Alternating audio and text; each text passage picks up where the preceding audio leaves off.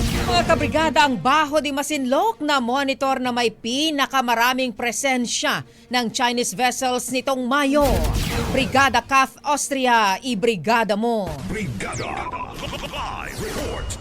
Nagpapatuloy ang presensya ng Chinese government-affiliated vessels sa ilang bahagi ng West Philippine Sea. Sa pulong balitaan sa Philippine Army, inuulat ni AFP spokesperson Colonel Francel Margaret Padilla na naitala sa Baho de Masinloc ang pinakamataas sa presensya ng Chinese vessels na binubuo ng 15 barko ng Chinese Coast Guard at 11 barko ng PLA Navy. Batay ito sa monitoring ng Philippine Navy mula May 1 hanggang May 30. Sa Ayungin Shoal, may na-monitor na 6 na CCG at isang PLA Navy vessel, at Pag-asa Island sa 4 CCG at 4 na PLA Navy vessels. Samantala, umabot sa kabuuang 15,765 na sasakyang pandagat ang na-monitor ng AFP sa karagatang sakop ng bansa.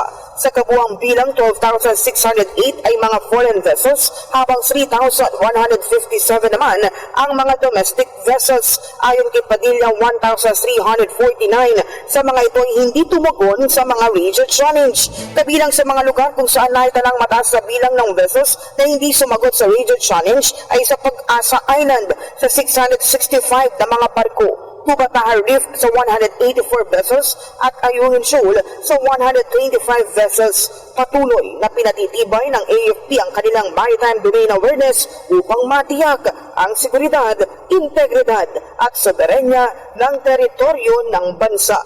In the heart of changing lives, ako si Brigada Kath Austria ng 105.1 Brigada News of Manila, the Music and News Authority.